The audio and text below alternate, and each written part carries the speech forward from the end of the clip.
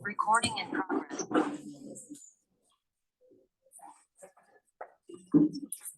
So what we did last week was an introduction to the whole idea of the study of Midrash.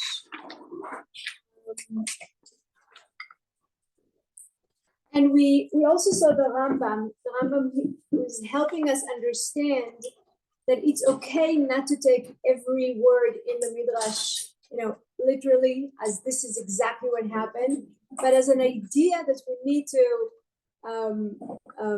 understand, figure, reveal that Chazal are trying to tell us about that specific person or event that happened. And we also went through some scholars who at the 20th century who were one of the first ones to study Midrash and starting to understand that there's a pattern and there are code words and really take everything and putting them in order. But in terms of the relationship between Tanakh and the stories in Tanakh and Midrash, there are main three points of view, most of the scholars are saying that there are really three big ways or methods of the Midrash when Chazal are reading Torah.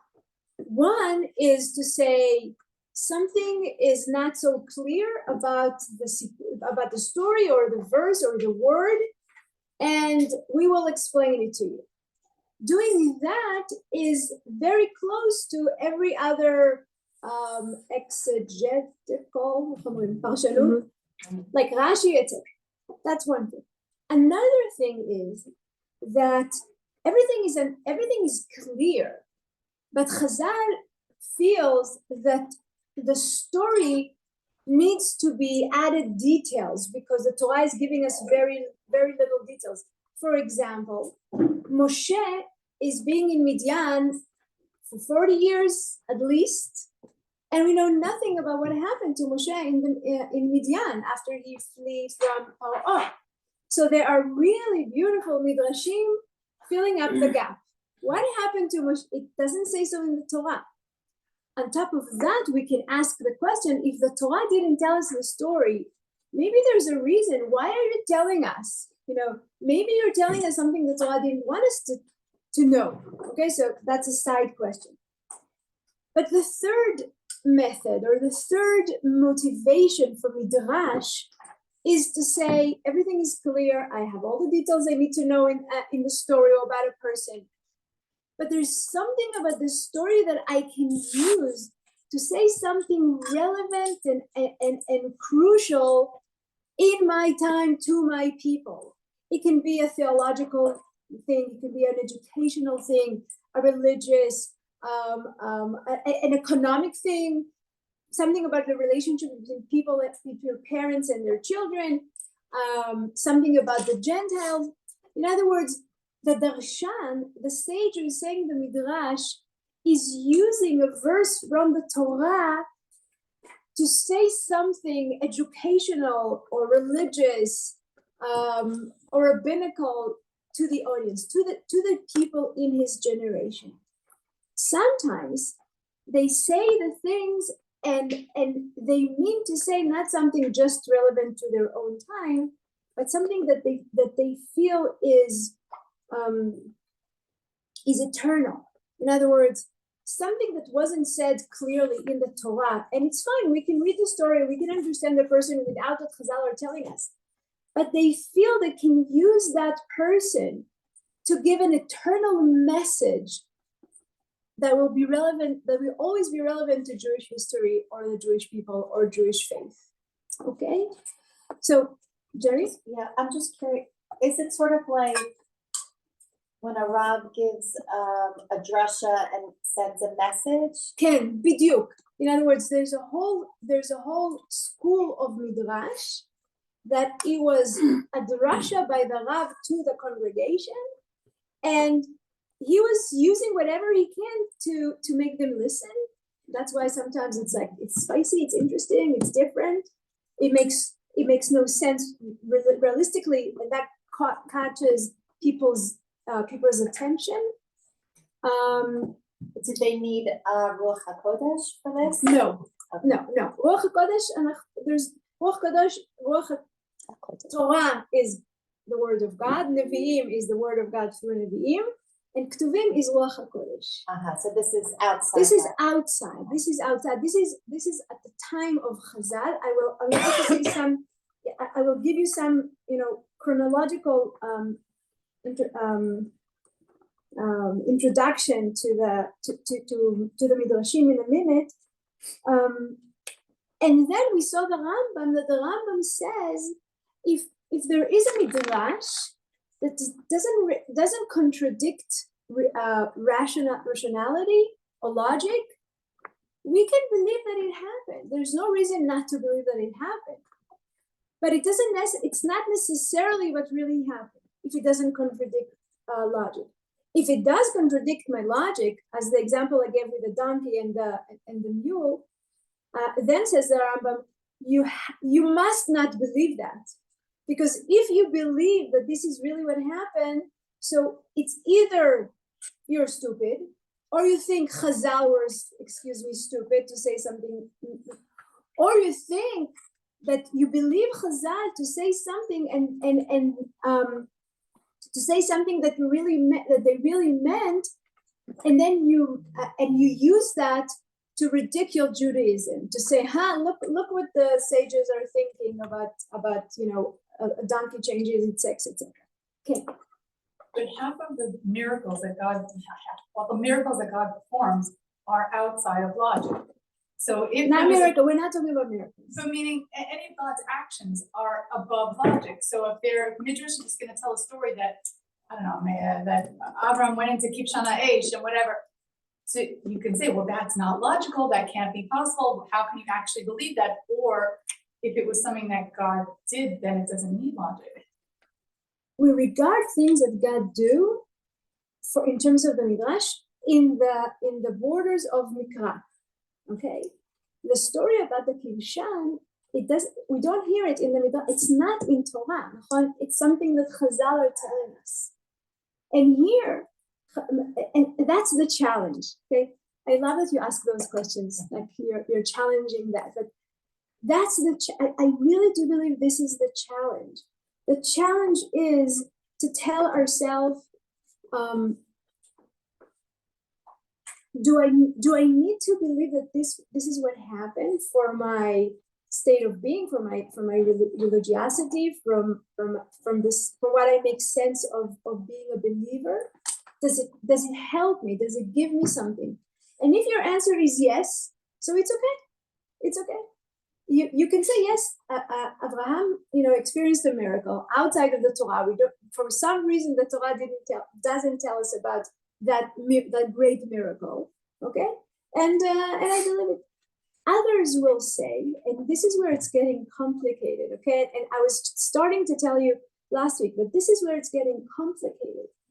If there was one story, and everyone agreed that this is the story about Abraham leaving Ur Kasdim in the time where the Midrash is said, and in future generations, then I would say they got it in Torah Shebe'al Peh, and this is the story. But what we find in Midrash, that there are contradicting stories. We all know the Midrash of the Ur Kasdim, of the Kibshan. There's another story that we don't hear about it, in kindergarten or in school, saying that the king loved Abraham, and when Abraham told him that he's leaving Ur Kasdim, he gave him lots of gifts, and he sent him around with a lot of respect.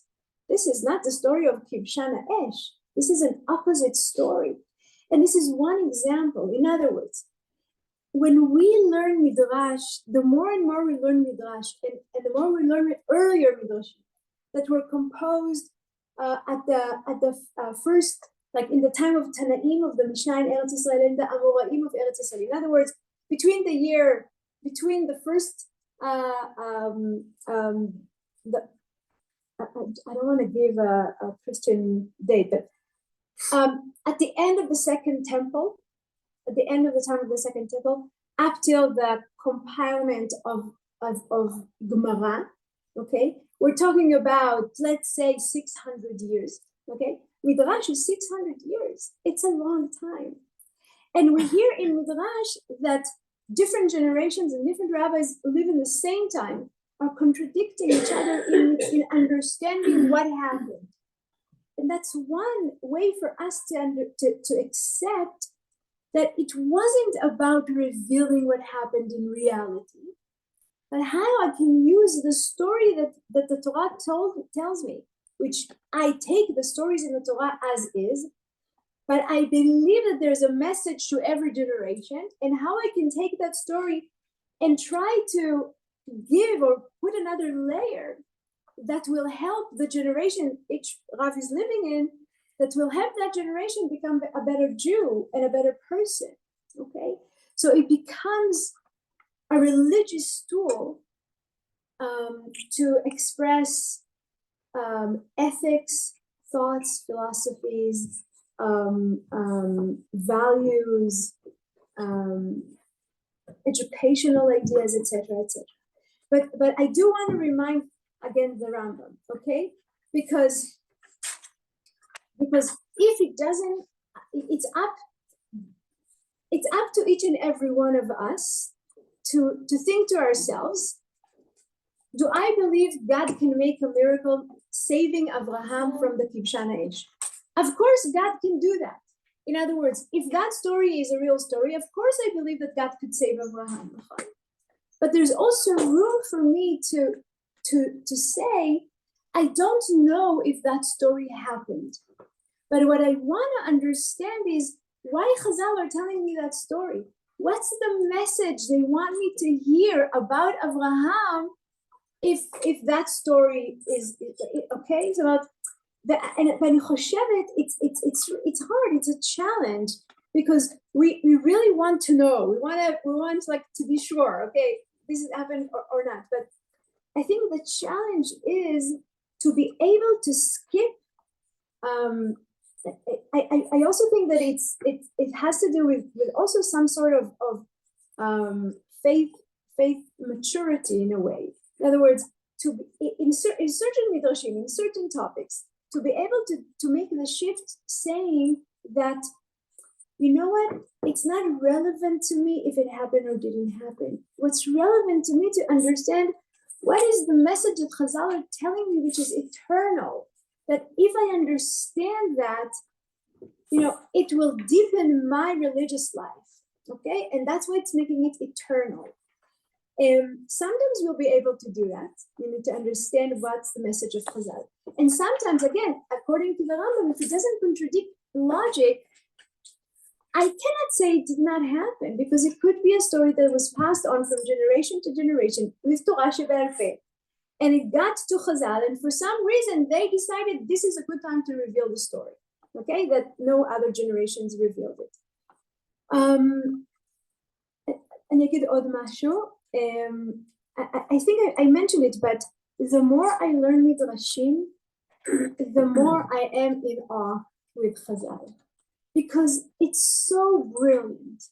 It's so brilliant. It's the top of any kind of deep, rich literature I know in the Jewish world. In other words, each word is carefully being chosen to describe whatever they want to do. And in a way, I feel that they're talking to us and challenging us to understand how that is relevant to our days. Because if the Midrash about Abraham was just to know that this is what happened to Abraham, so it just adds to my understanding that Abraham is a great person, an amazing believer, that of course was worthy of having a miracle happen to him. But then I would end it there. Like, what can I do today with that story? Okay, and of course we can develop it to Mesirut Nefesh and how people should act, etc., etc. Okay, עוד משהו אחד, and then we'll go into the sources. 600 years of Midrash is a long time. In other words, we need to start when we say Chazal, it's not a correct way to, it's not something we can say. Chazal says, what do you mean Chazal in the time of the Midrash, of the Mikdash, Chazal in the time of the destruction, Chazal in the time of Mered Bar Kochva, Chazal in the times of the Romans, Chazal in Eretz Israel. It's very important to, when we say Chazal, to say who, to say when, okay? Because of course it affects what they're saying, because they live in different circumstances. And Hillel HaZaken, when he lives during Beit Sheni, it's not like his great grandchildren who lives after the destruction and after Mered Bar Kochva. They experience different things, and the challenges of the Jewish people are different, and of course it affects what they're saying. And we'll see some examples of midrashim that are echoing the circumstance, the historical circumstances of Chazal. And so that's very important to remember. And when I say midrashim, it's mostly midrashei Rabbah, okay, that were said and compiled and edited in Eretz Israel by Amoraim. Okay, so these are midrashei Rabbah. We also mentioned Tanchuma in Pirkei de Rabbi Eliezer and other midrashim that are a little bit later. Some of them rely on early materials. Some of them are newer. For example, Yalkut Shimoni, it's the 13th century in Ashkenaz. That's very late, okay? Yalkut Shimoni in Ashkenaz, and it's not an original midrash. It's a compilement of what he has, but the editor also added things that happened up till his time, because we can hear echoes of the Crusades. Okay, something that cannot appear in the midrashim of Chazal in Eretz Israel at the 4th century. Okay, so that's also very important to remember. How did it start? Like, who said, okay, it's okay to start? It started by drashot in shul. It started by drashot. Okay, mamash. It started by drashot in shul. And how do we know? Because we find in the Gemara, in the Talmud, Chachamim are talking about it. Okay, what am I going to say? And there's a very nice quote by Rabbi Akiva. Rabbi Akiva. A story about Abraham doing something miraculous, or something miraculous happening to Abraham in order to give Musa to your community. How can you make up a story to give like a new chiddush to? Okay, as I want to take the words "make up," okay, Yeah. because and that's why it's so important. It's important to remember that it's a geniusity of a human ability, literally wise. They're not making up as they have the Grimm brothers is writing a story. It's embedded in so many layers in the text, in the stories, in Torah Sheba'al Peh that we don't have. And what we have is the bottom line of how they decided to write it down. This is what we have. We don't know the development Be'al Peh. Okay, so making up is not a correct way to describe it. Is revealing layers or adding layers. Sometimes they also say they make it up. Okay, in other, but we will see it. And the best thing is just to see the examples to understand it. Yeah? Sorry, just one more question. What is the relation with Midrashim and Agadata? Or is it the same idea that where it's okay that we think that it didn't happen, or that's already different because it's as Agadata is usually refers to the material in the Talmud.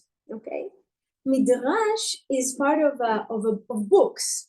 Okay, is it that if it's in the Talmud, then it's just the same as Torah, like we're supposed to assume that it's the Agadata in the Talmud is actually fascinating because there's more and more studies that show that the Agadata in the Talmud has connections with the halachic stuff. And if you have an Agadata in the page, it's not something that is not relevant, but Chazal just remembered the story and they told this to us. it's connected to the halachic material.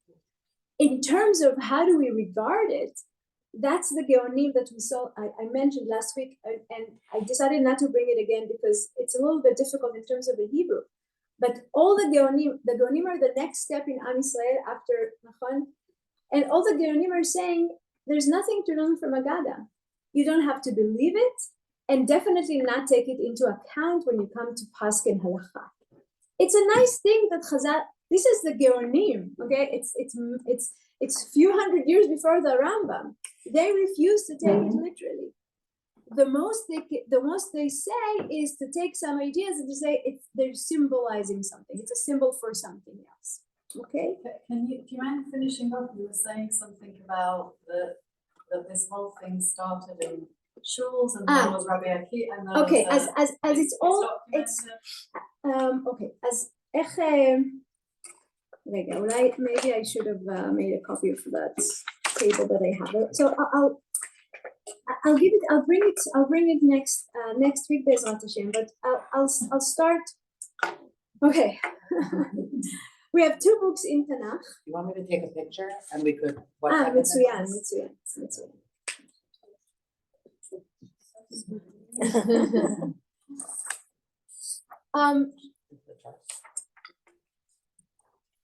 The first act of midrash, in other words, taking something that was written in the Torah and building on top of it, is done in the Tanakh. For example, in Tehillim and in Divrei Hayamim. Tehillim and Divrei Hayamim are reflective books. Tehillim was written, David HaMelech, and also others up till Beit Sheni. We know it from the names of the Psalms. And they look back on Jewish history, and they add things, and they say how they understand, for example, Makot Mitzrayim, and how do they understand Briat HaOlam. Okay, same thing in Divrei Hayamim. Divrei Hayamim is a book that was written by the returners from Bavel. Okay, after 70 years in Bavel, Jews are coming back to Eretz Yisrael. Shivat Zion, Ezra and Nehemiah, building the Beit Sheni. And they understand that they have to write Jewish history again, because there are groups in Eretz Yisrael, especially the Shomronim, the Semarites, some Sumerians, that claimed, we're talking about the 5th century BCE, that the 6th century BCE, that claimed to be the real Jews. And they told the Jews who came from Babel, they said, you're not the real Hebrews, you're not the real Israelites. You left to Babel, you forgot how to be Jewish. We stayed here, and our understanding of what it is to be Jewish is the real thing. Now, Sumerians started as Jews from the tribes up north, who intermarried with groups Canaanite groups up north, but kept the Torah. I don't know if you've been to the Sumerian village opposite to Har Bracha. Har Bracha is where Rav Melamed lives in the Shomron, and it's on Har Grizim. And the Sumerians have a tradition of 2,000 years and more that they have a Torah. Their Torah is written in Ktav Da'at. In other words, in ancient Hebrew. That's their Torah. And they claim to say that the real place to build the Mikdash is Har Grizim, which is Har HaBracha, from the covenant of Moab before we entered the land. Okay? It's a lot of information. Okay, so, and they say, to say that the Mikdash should be built in Yerushalayim is an invention by Jews who cut the lineage from the original Hebrews. And in a way they write, because in Chumash, it doesn't say that we need to build the Mikdash in Yerushalayim. Okay, the one chapter that talks about building the Mikdash in Sefer Devarim Perek Yud Bet, it says where you'll come to the land and you'll build the Mikdash in the place where God will show you. but it doesn't say Yerushalayim. It's only in the times of David HaMelech is it being revealed that the place is Yerushalayim. And all this time, the Shomronim held that it's a mistake. And after the people of Israel were exiled to Babel and came back, and the Shomronim went to the Persian king and they said, they're not Israel, we're Israel, okay? And there was a big fight. So what Ezra and Nehemiah understand that we have to write Jewish history, and the emphasis they put in Divrei Yamin is the linkage, the genealogical relation. So they start with the word Adam. That's how Divrei Yamin start with the word Adam, and then they get all the way to Yaakov and the 12 tribes, and to families who lived in Israel and left to Babel and came back. Okay, just to see, they want to show the continuity of Jewish life. What we have in Divrei Yamin, it's retelling some of the stories in Torah, but also in Nevi'im Ketuvim, not Ketuvim, in Nevi'im. And some of the stories they skip, some of the stories they tell it differently. They have different names sometimes. And by the way, Chachamim, the Talmud, regards Sefer Divrei Yamin as the hardest book to learn.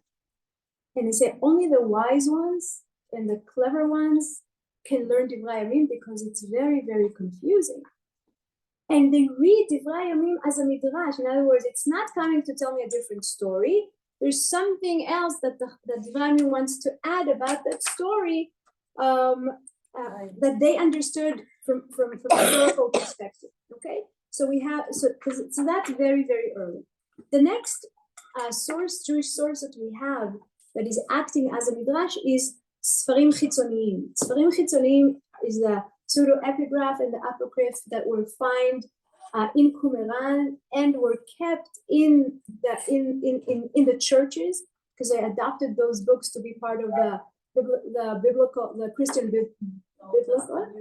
Yeah, and these are books written by Jews telling us stories that are very similar to Midrashim. This is their understanding of Jewish stories and Jewish history.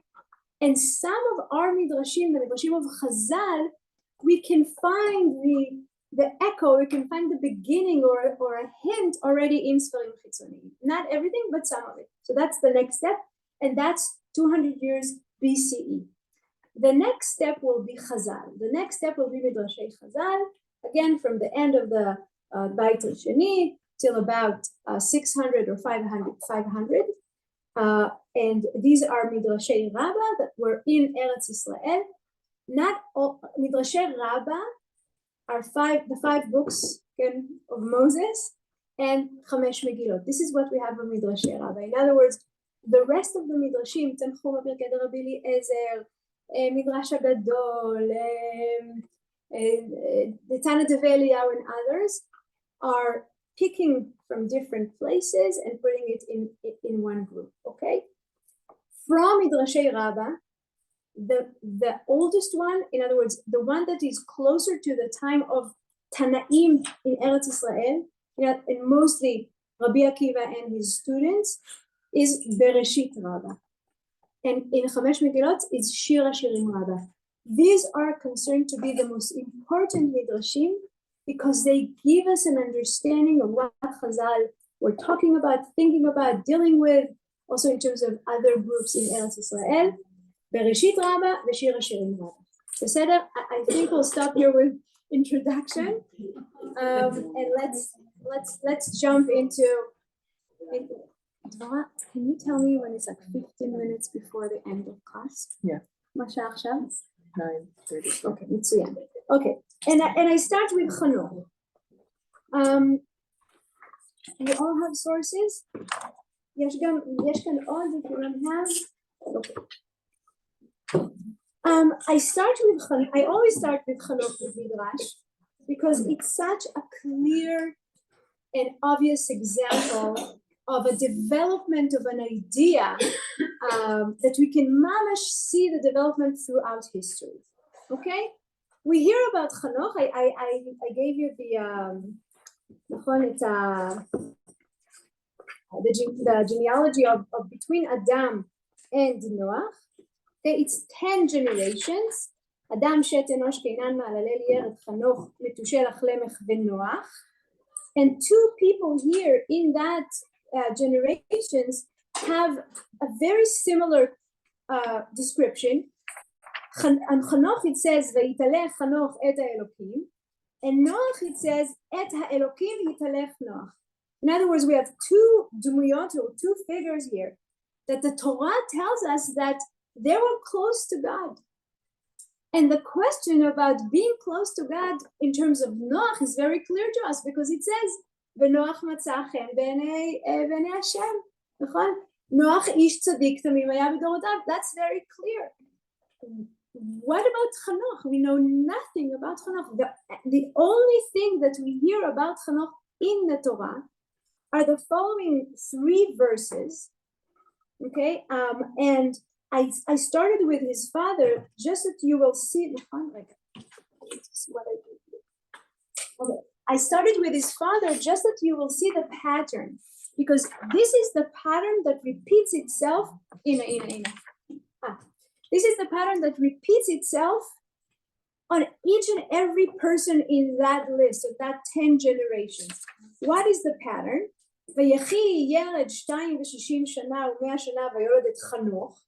A person lives a certain time, a certain years, then he has his firstborn.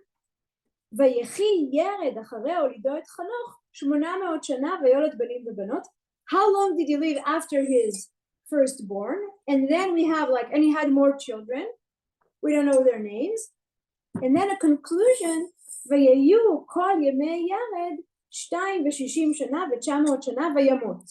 okay?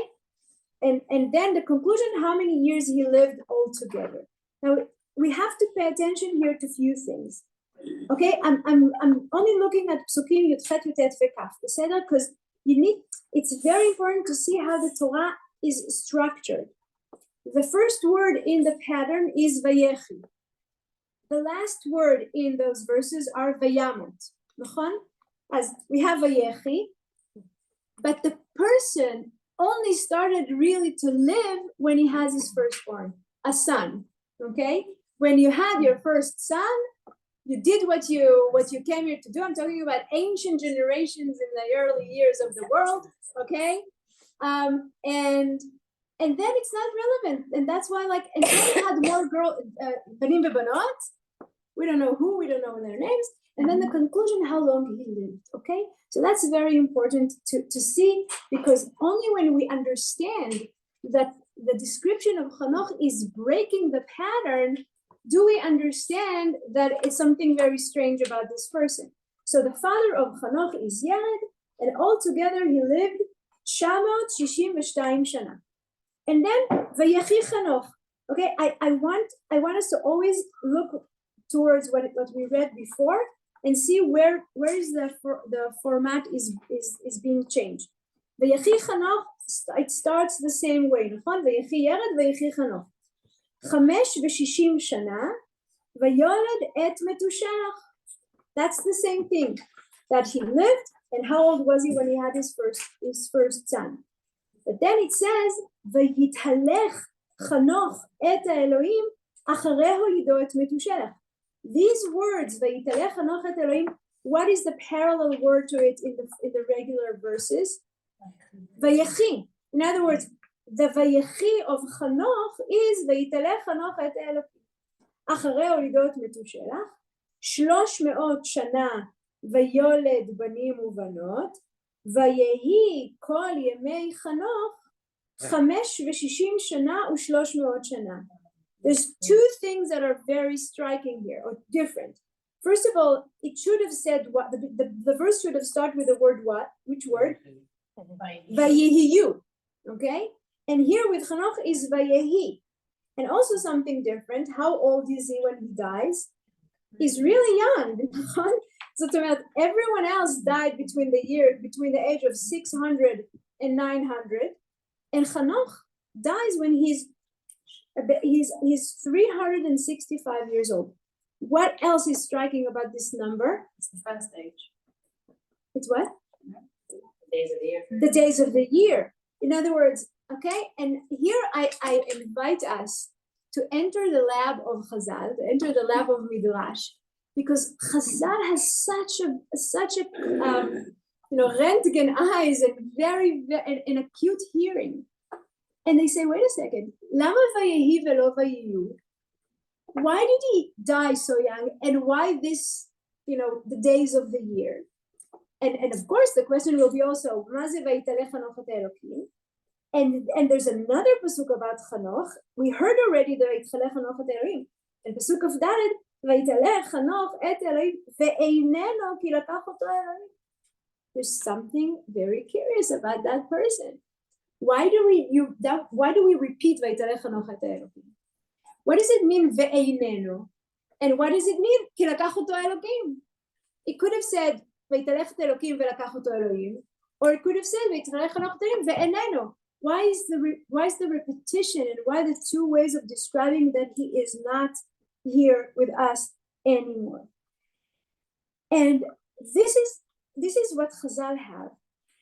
But I also remind us that they're not sitting with, there's no vacuum. In other words, there are traditions by heart that they know that came to them. And when they want to make sense of what happened to Chanoch, there are a few ways to do it. And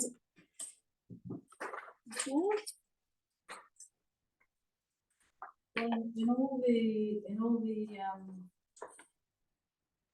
the composition of the sentence structure, when it refers to Chanoch, it has a Elohim attached to Chanoch, Matan. Okay. When it talks about how long other people have lived, it doesn't mention Elohim. B'diuk. So, in other words, we have very, very direct story. Vayechi had a son. How long did he live after having more boys and girls? And how old was he when he died? That's it. The Chanoch is absolutely breaking the structure in every way that we look about it. And the question would be, and let me just repeat the questions. Why he, what was special about him? What does it mean, what does it mean, eneno? What does it mean, lakach oto Elohim? Okay? And of course, it's all around the age. And I start with Bereshit Rabbah, also because of what I said before, in terms of the age. I mean, it's coming from from people we know during Chazal. And I start with that, and then we'll go back to other sources. But okay, so let me just see what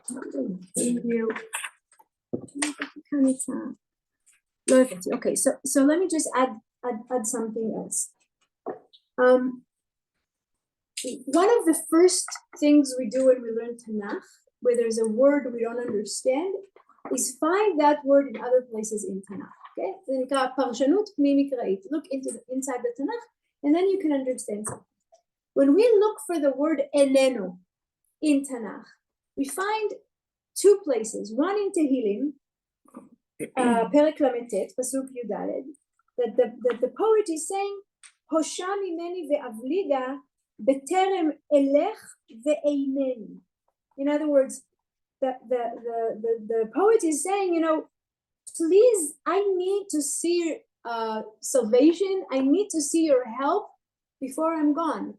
And it's very clear here that before I gone is before I die. Beterem, before I'm not going to be here anymore. Just show me your compassion, remorse, and redemption before I die. That's one place. The other place is in Iyov. And in Iyov, Perek Vav, Pasuk Kaf Aleph, Iyov is saying, "Uma lo tisa pish'i, ותעביר את עווני, כי אתה לעפר אשכב, ושחררתני ואינני." I needed to forgive me before I die, because I need to know that you forgive me, and I don't want to die before you forgive me. In both places, the word eneno means to die. So when we go back in Pshat and we read Chanoch, it says, "Vaytaleh Chanoch et Elohim ve'eineno," means that he died. And really, when we look at the Unkelus, the Targum is saying he died. Okay, remember this Onkelos. Onkelos of the first century in Eretz Israel saying Eneno, that means there is no, Chanoch is dead. And which makes the other part of the last part of the pasuk even harder. Okay, if he's dead, what does it add to me to know that God took him? Okay, he died. What does that mean that God took him? Okay, that's on the level of pshat. So when we come to Bereshit Rabbah, Chazal knows Unkelus. Chazal know that the pshat of Chanoch is that he is no longer alive. And even though we find a really, really interesting discussion in Bereshit Rabbah. So let's read the Midrash. You have the English. I'll be reading the Hebrew. Okay. ויתהלך חנוך את האלוהים ואיננו, כי לקח אותו אלוהים.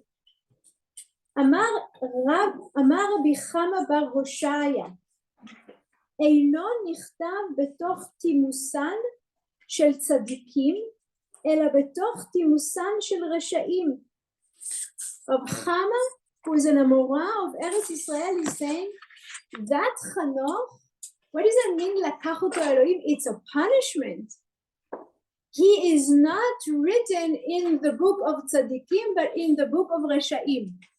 In other words, says Rab Chama, if you think Vaytalech Chanoch et Elohim is something good about Chanoch, that he was a good person, I am telling you, it's not. He is not being written in the book of tzaddikim. According to Rab Chama, is he dead or alive? He's dead. Nachon, he's dead. Vaytalech, God took him, and he's not in the book of tzaddikim, and in the book of Reshim. Amar Rabbi Aivo, Chanoch chanef haya. I don't know what the English says. Yeah. Chanoch chanef haya. Pe'amim tzaddik, pe'amim rasha. Amar HaKadosh Baruch Hu, ad shehu betzidko asalkenu. This is, you want to hear your name, Slicha? Yes. Ora. So you see that we have two different Rabbanim are telling us two different things about a person in the Torah. In other words, one says he was a Rasha and he's dead, and the other one says sometime he was a Rasha, sometime he was a Tzaddik. And what does that mean that God took him? God took him while he was a Tzaddik. Okay, which opens many questions like, hey, I want God to take me when I'm, only when I'm not when I'm sinning. זה פותח הרבה שאלות באמונה, but let's read the Midrash all the way first. Okay, זה רבי אייבו. אמר רבי אייבו, בראש השנה דנו, בשעה שהוא דן כל באי עולם. In other words, God is bringing Chanoch to Din in Rosh Hashanah, which is the day of Din for all the world. Okay, and that's the first part of the Midrash. The second part of the Midrash starts with the word Apikorsim Shalu LeRabbi Abahu. עכשיו, it's a fascinating example to show us that Chazal could have ended the Midrash there, okay? There's two different people who live in the same time. One is saying he's dead and he's bad, and one is saying he's dead, but he, God took him when he was good. By the way, Rabbi Aivo doesn't use the word met, doesn't use the word he's dead, he's using the word velakachoto, which is leaving it ambiguous in terms of exactly what happened. Are they both trying to explain why he was young? No. The reason that they came up with it? They first, I think what's bothering them more is eneno velakachoto elokim. And it happened to be that, why was he, and that's Maybe that's why the hashlacha. When he was good, because there was an opportunity. Yes, video. It doesn't explain the number, okay, but it does explain why he's younger than the others. Why is that כך ambiguous? Hashem natan, Hashem לקח, it's what we say. Because we next one מאליו. נכון, אבל זה כבר the language of Chazal. In the language of the Tanakh, לקח can also be took, נכון? He took him. Okay, אנחנו נראה, זה יותר מסובך, אנחנו נראה. Okay, now the Midrash continues to say that Apikorsim asked Rabbi Abahu, אני עוצרת כאן, בסדר? Because there's a lot to say only on those words, אפיקורסים ורבי אבא. And it goes back to the reality of Eretz Israel on the 2nd century, where Christianity is already Christian people and not Jews that became Christian, which was true for the first century. In other words, after Yeshua is being crucified, his students, he was Jewish, they were Jewish, okay, they're spreading the word of their master and telling people, how, the miracles that he did and what did he say how people should act. And then the next step is Paulus, who was also Jewish, Shaul HaTarsi, that became Paulus, and he's the one that took Christianity outside of the borders of Eretz Israel, and he's the one who actually sat down and wrote all of the Christian indoctrination. Even Christianity is not Yeshua. Christianity is Paulus. Okay, in terms of what they believe in, and these people lived parallel to Chazal in Eretz Israel at the 2nd and the 3rd century in Akko, in Caesarea, in Beit Shean, not down south, mostly in the north of it, Tzipori, etc. Now, Rabbi Abba, who we know Rabbi Abba from other Agaditot and also Midrashim, that he lived in Caesarea, and in Caesarea lived one of the fathers of the church, and they had a lot of connection in terms of they were debating and they were arguing and they were learning together. Rabbi Abba, who knows Christianity up till his day, of course, and he's the one that Jews sometimes send difficult questions that they've been asked by people, by Christian or by Jews that are thinking about converting. They send them to Rabbi Abahu. So that's Rabbi Abahu. The word apikosim is a confusing one, because we think of apikoros as someone who doesn't believe in God. The word apikoros in Chazal is being used to describe few different people. First of all, Apikoros was a Greek philosopher who lived at the 4th century BCE, and he wasn't an Apikoros. He was a Greek philosopher, and in other words, he believed in a external power that created the world, but doesn't care about the world that he created, and then he moved on to do other things. This is the argument in the Kuzari with the philosopher. This is Apikoros. He doesn't say there's no God. He says there is, but he doesn't care about the world. When it comes to Chazal, the word apikoros is sometimes describing Jews who left Judaism, like Elisha ben Avuya, and sometimes it describes Christians who adopted. It describes pagans who adopted Christianity. Okay, so when we hear the word apikoros, it can either be someone Jewish or it can be someone not Jewish. In this story, because the apikoros is very learned, like he knows Torah, it's very clear that he was Jewish. And it's very similar to what we find tens of events during the Middle Ages, that it's Jews who converted to Christianity who gave the hardest headache to the Jewish community, because they went to the church and said, oh, in the Jewish Bible it says, oh, in the Talmud it says this and this, and they're also stood in the big polemic debates, Ramban and others. All of them were mumarim, all of them were converts to Christianity. Okay, so what is this apikosim asking Rabbi Abahu? אמר לו, אין אנו מוצאים מיתה לחנוך. We don't hear that Hanoch died. It says eneno, it says lakach. Now, because we are in the lab of Chazal, what is he saying when he goes to a Chacham, a Jewish Chacham, and he says, Hanoch didn't die? What is he trying to say? טוב, אז נשאיר את זה ככה, בסדר? So he's saying, his argument is, Hanoch is not dead. אמר להם, למה? Why you say that? אמרו לו, נאמרה כאן לקיחה, ונאמרה להלן לקיחה, because of the word לקח. It says in מלכים about אליהו, כי היום השם לוקח את אדונך מעל ראשך. Okay? So this apikoros is telling Rabbi Abau, of course lekicha is not death, because it's the same words being used on Eliyahu Hanavi. And we all know that Eliyahu Hanavi didn't die. Eliyahu Hanavi ala b'se'ara shamayma. Now he's doing few things. He knows Torah.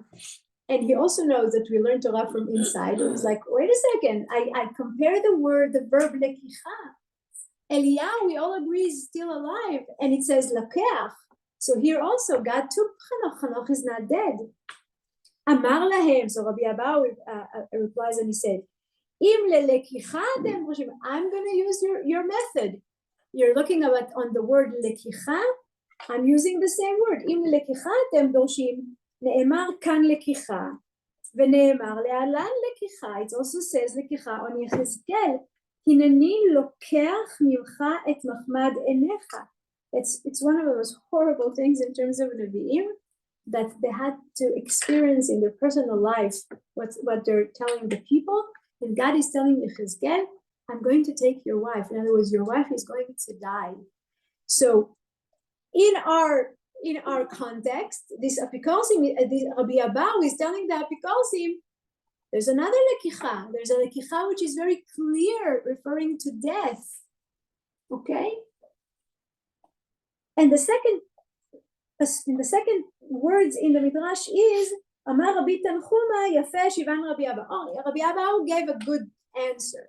Now I'm asking. English is very different than what you just said. Yeah? It says that it doesn't talk about taking his wife and killing her. It says, I will take away the delight of your eyes. That's pestilence. That's word by word. And what it means is בהמשך הפסוקים, your delight is your wife. Okay? עכשיו, let me ask you, what did Rabbi Abau answer the apikosim? Did he give a finite answer to the question whether Hanoch is dead or alive? No, because he said we can either read it like you did and he's alive, or we can read it according to Yechezkel and he's dead, but it doesn't give a finite answer. So why does it matter? And why does it matter? בדיוק, זאת השאלה. If you're a Christian or Jewish, זאת השאלה. זאת השאלה, בדיוק, זאת השאלה. וכאן אנחנו צריכים, and that's why it was so important to understand that Bereshit Rabbah in Eretz Israel, there are many fronts that Chachamim are dealing with.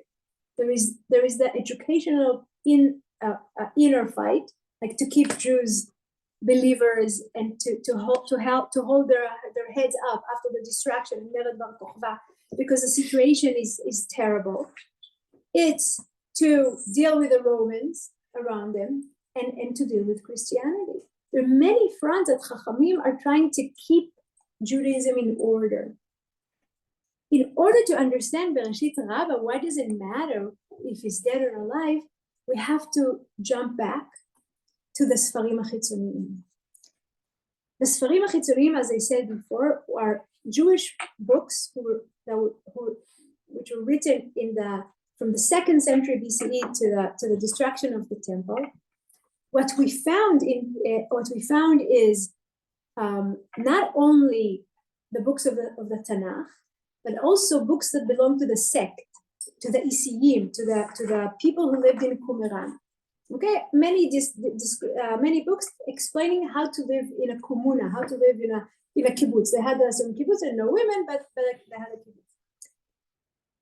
But what also we found there is different books, Jewish books, that we know about some of them, not from Qumran, but from the New Testament, because the church adopted those books to be part of the Christian Bible, and one of these books is Sefer Chanoch.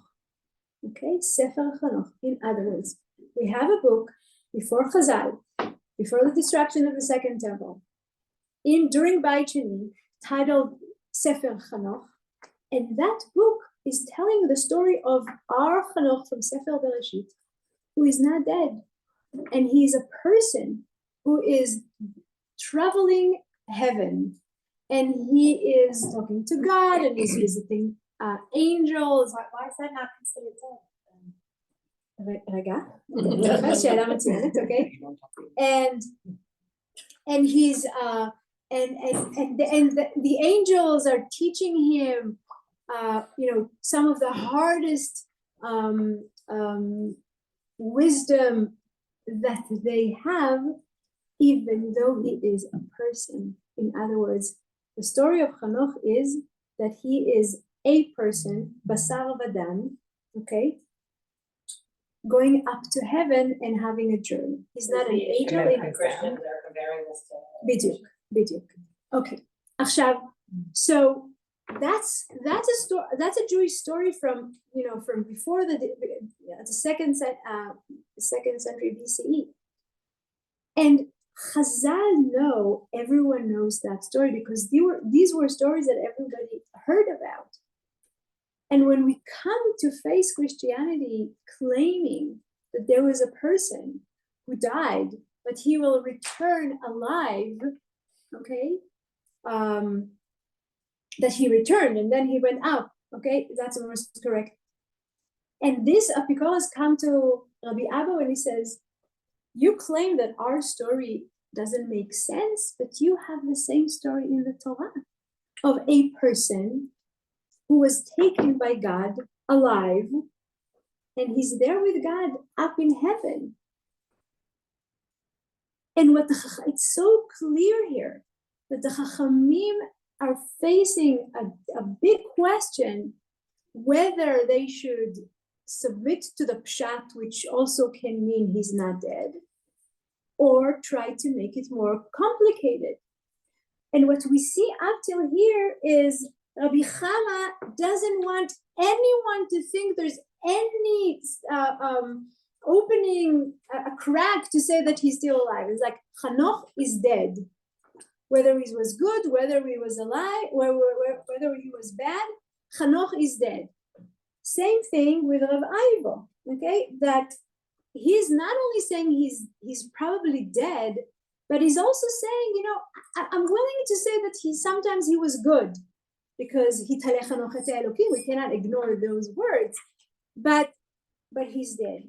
And when the Apikosim are coming to Rabbi Abahu, he cannot tell them, you are wrong, he is completely dead, because they are right in the way that they read the text, because Eliyahu, it says lakach, and he's not dead. And he's leaving it ambiguous, and he's leaving it open for us to, we'll see that in Hemshech, but and Rabbi Tanchuma, who is a further generation from all these people, is like, that was a good question. That was a good reply. That was a good answer. In other words, we can't say completely that he's dead, but we can say completely that he's alive. But we have this challenge of Christianity, and the more worry Chazal in terms of their generation, they would regard Chanoch. Rabbi Chama Bar Oshaya will say he's dead and he's bad. Okay? In other words, בכלל אנחנו לא הולכים לכיוון של נצות. He's dead and he's bad. Rabbi Ivo is saying he's dead, but he was sometimes good, and that's why God, took him early. And Rabbi Abahu that is leaving it very open. Masha. At the time of Rabbi Abahu, there was the Sefer Chanoch already. כן, לא היה להם את הספר ממש, but they all knew the stories. And when Targum HaShiv'im that was written before already translated some of those books into Greek. So the Roman Empire, the Christian definitely knew that. Jews who knew Greek also knew the story. But we know that Chazal regarded those books as outside books, like they didn't attribute to them any Ruach HaKodesh, any importance, except for Sefer Chashmonaim that is a history book that describes the history. If it says that he walked with, like, if in the actual pasuk it says that Hanoch walked with Hashem for 300 years, why would they go off on this idea of that he's evil and because he died young, that's why we assume? No, because they had to deal with a Christian belief that Jesus returned alive, that died, returned, and he's up there waiting for for coming back. How does walking with Hashem make him? How do they know whether he was evil or good? חכמים את מתכוונת. Yeah. That's where we enter the idea that they did not know, but they had to say it because otherwise they would accept the notion that there is a person alive up in heaven with God. Get the bad rap for the rest of eternity because they had to fight Christianity. Listen, this is the greatness of Chazal. But I let me not leave you with that. Let me add something which is for me is very important. I strongly believe that Chazal totally trusted us to understand why they said what they said. And they strongly, and the way, how do I know that? Because they're not afraid to say it. And they're talking to Jews, and Jews, know that there are other ways, and also other midrashim that we'll see, okay? And there will come a certain age in Jewish history that they'll say there's no more danger from Christianity, and they'll go back to say good things about Hanoch, okay? אנחנו נראה את זה. But I really... In a nutshell, רגע, so what's the point? רגע. But it's really, really important for us to understand that when we read Midrashim, Chazal is viewing us as completely intellectual to understand why they say what they say, and not to suspect that they did something which is Ambiguous. more than ambiguous. To do something which is like putting a stain on Hanoch for eternity. He wants to read between the lines. לגמרי. In a nutshell, what did you say in a nutshell? In a nutshell, like, what's the takeaway of this in a nutshell? עוד לא סיימנו. We need to read the rest of the midrash, but it's a beautiful example. We'll see the rest of it, but it's a beautiful example to see how Chazal are saying a midrash which is not only towards the inside of the Jewish people, and they're willing to change from the pshat in order to make a statement about something that is happening in their generation, and that will change with history. We'll see the rest. They'll go back to say that he's good. Another class I'm learning about right now about Eliyahu, and they're talking about how he went up. And we mentioned very briefly, Eliyahu was one of 10 who were taken alive. Is Hanoch one of the others? That's the next source. Yes, but let me just. There are parshanim, Radak, for example, that is saying Eliyahu died. In other words, how do we know that he died? Because his students looked for his body. Okay, and what went up to heaven? His shama, his spirit, his soul, not the body. Radak is saying we cannot accept. Radak also lived in Christian area in Provence. And Radak is saying we cannot accept that a person with flesh and blood can survive in a spiritual sphere. It's similar to like them not wanting to talk about angels, right? Because like ancient race.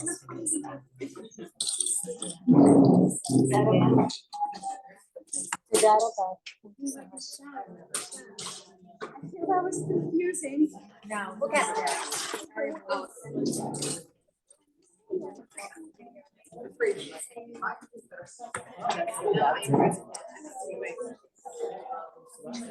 Take my chicken.